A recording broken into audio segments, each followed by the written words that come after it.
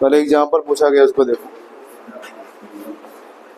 Example number 7।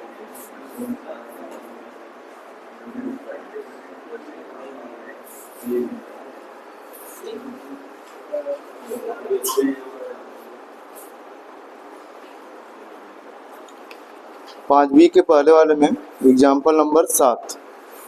किसी समांतर श्रेणी का 4वां पद शून्य है, सिद्ध कीजिए कि समांतर श्रेणी का 25वां पद 11वें पद का 3 गुना है। शायद इस क्वेश्चन को बताया था। फिर समांतर श्रेणी का 4वां पद अर्थात चौथा पद T4 कितना है? शून्य है, यही है ना। T4 कितना है? शून्य। चौथा पद तो यही होगा। ठीक है, सिद्ध करना है। क्या सिद्ध करना है? समांतर श्रेणी का 25वां पद। 25वां पद का मतलब T25 हुआ। जो T25 होगा वह 11वें पद का क्या होगा? 3 गुना होगा। 11 यानी 3 गुणे, 3 गुना का मतलब 3 गुणे होगा। 3 गुणे T11, यही तो होगा। किसी समांतर श्रेणी का 4वां पद अर्थात T4 बराबर 0 सिद्ध कीजिए कि समांतर श्रेणी का 25वां पद 11वें पद का 3 गुना होगा। ये सिद्ध करना है। चलो, T4 का मतलब क्या हुआ? जरा ध्यान दो। A plus 4 minus 1 into D बराबर 0। क्या आएगा? A प्लस 3D बराबर 0। अगर यहाँ से A का मान निकाला तो क्या आएगा? माइनस 3D आएगा। कोई दिक्कत तो नहीं ना? सेम ऐसे इसको भी सॉल्व करते हैं। T25 का मतलब क्या होगा? A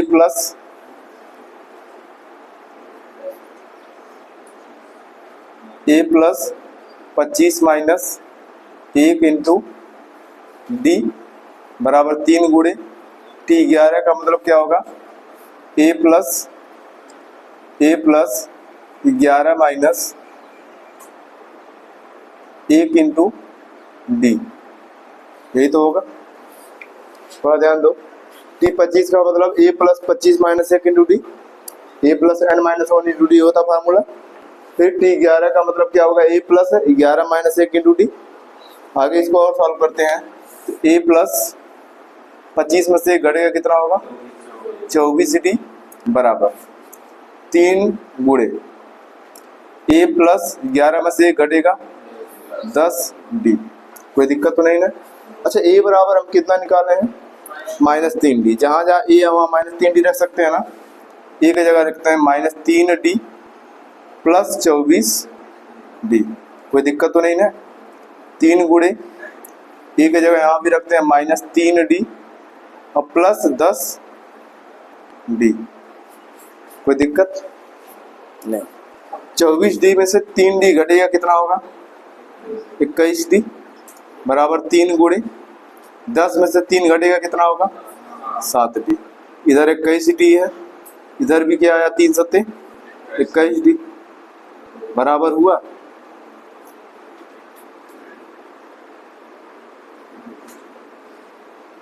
ठीक है, इस क्वेश्चन को बताया था शायद, ऐसा मुझे लग क्यों रहा है। तुम 5वां पूछे हो, किसमें का? D। 5D का 5वां। चलो, प्रश्नावली 5D का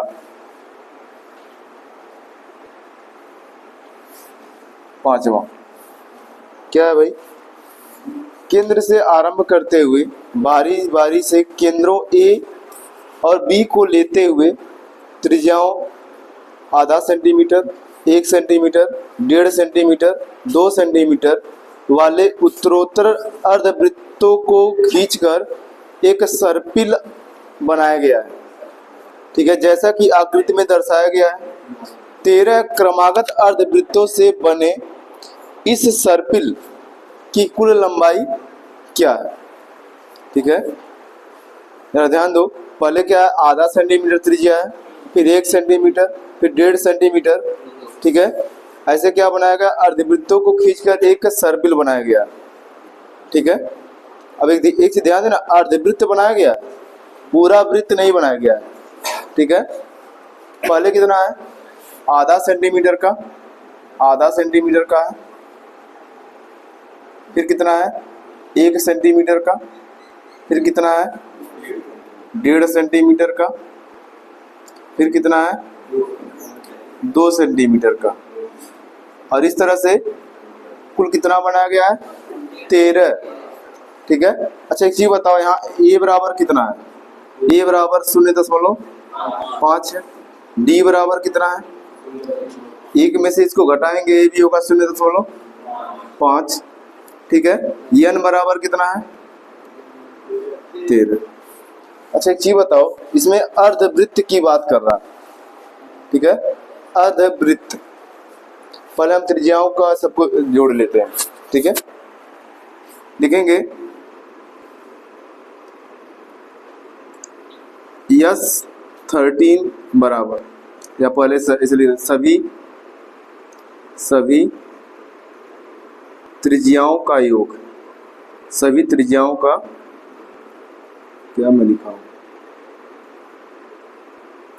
सभी त्रिज्याओं का योग,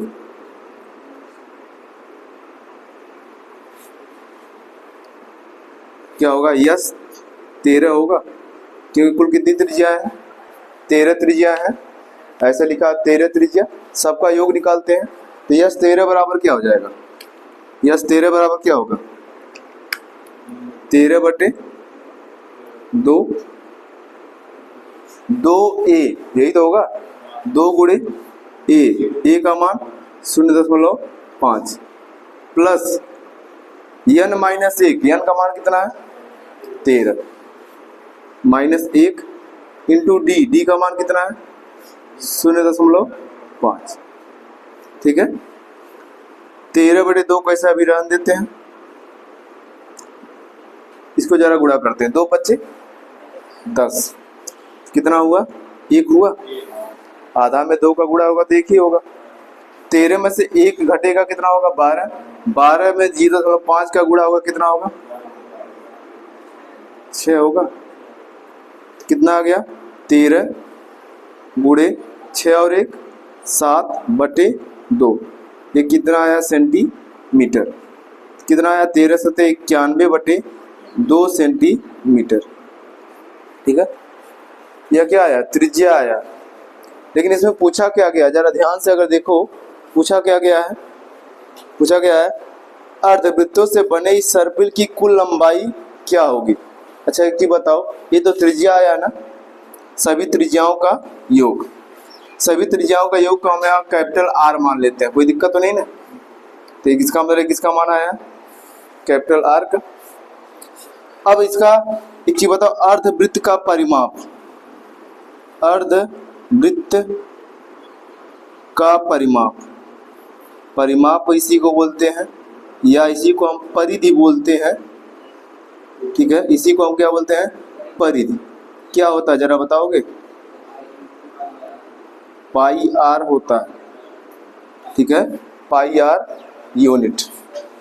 अगर पूरा वृत्त होता तो 2πr होता है, वृत्त का परिमाप या वृत्त की परिधि 2πr, लेकिन यहाँ अर्ध परिमाप की बात कर रहा है तो πr होगा। पाई का मान कितना होता है 22/, यहाँ कैपिटल R लिख दे रहा हूं मैं, पाई का मान 22/7 गुणे R का मान कितना आया है 91/2, जितना आएगा उतना सेंटीमीटर होगा। जरा सॉल्व करते हैं, 2 से कटेगा ये कितना होगा 11, 7 से कटेगा कितना होगा 13, 11 में 13 का गुणा होगा शायद 143 आएगा, आएगा। जरा बताओ आंसर कितना दिया है, तो आंसर चेक करो कितना दिया है क्या।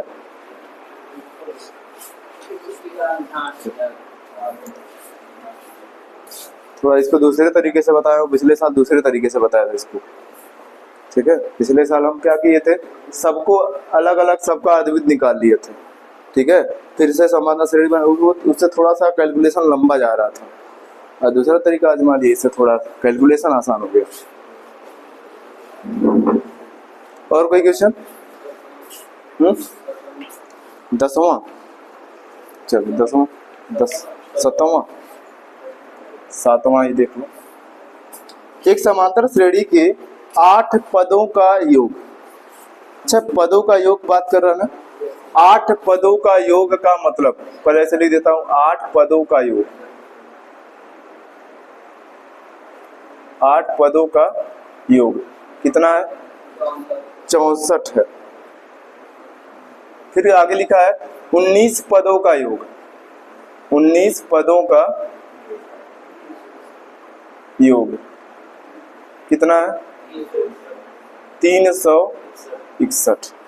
ठीक है, और आगे क्या? तो इसे श्रेणी के n पदों का योगफल ज्ञात करना है, यानी SN ज्ञात करना है। सबसे पहले इन दोनों के सहारे से A और D का मान ज्ञात करेंगे। 8 पदों का योग का मतलब क्या हुआ? यस 8 हुआ, यस 8 का बराबर कितना है? 64। यस 8 का फार्मूला अगर यूज करेंगे क्या होगा? n बराबर तो यहाँ 8 है, 8/2, ध्यान देना 8/2। आगे होता है 2a, ए का तो मान हमको पता नहीं है, यहाँ लिखते हैं 2a plus 8 minus 1 into D और बराबर 64। कोई दिक्कत तो नहीं ना? 2 से 8 कटेगा, क्या होगा? 4 होगा। 4 से 64 कटेगा, 16 होगा। 16 चौके 64 होता है। अब 2a प्लस 8 में से 1 घटेगा, 7 होगा, 7d और इधर बचा क्या है? 16। इस समीकरण नंबर 1। इसमें कोई प्रॉब्लम? कोई प्रॉब्लम हो बताओ। अगला सॉल्व करें, ठीक है, अगला सॉल्व करते हैं। 19 पदों का योग का मतलब क्या होगा? 19/2, 2a plus 19 minus 1 into D बराबर 361। यार ध्यान दे, 19 से 361 कटेगा, 19 क्योंकि जो 361 है 19 का वर्ग है, 19 का 19 और 19 गुणे 19 कितना होगा? 361। ठीक है, कोई दिक्कत तो नहीं है। आगे इसको सॉल्व करते हैं। 1/2, 2a 19 में से 1 घटेगा, कितना होगा? 18d बराबर कितना है? 19। यहाँ पर 2 कॉमन है क्या? कॉमन है तो कॉमन, नहीं कॉमन लेंगे ही नहीं, वो जरूरत है।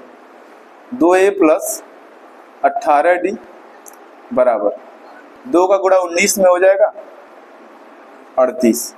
ये कौन सा समीकरण बना? 2 समीकरण बने ना। अगर 2 समीकरण बन गए तो अब समीकरण को सॉल्व करना तो आसान है। ठीक है, इस समीकरण को इसके नीचे रखते हैं। 2a प्लस क्या है? 18d बराबर कितना है? 38। ये दूसरा समीकरण बना था। देखो अब a वाला भाग यहाँ बराबर है, समान चिन्ह का है। जब समान चिन्ह का है तो क्या करते हैं? घटाने पर, याद है? तो समान चिन्ह का होता है तो क्या करते हैं? घटाने पर।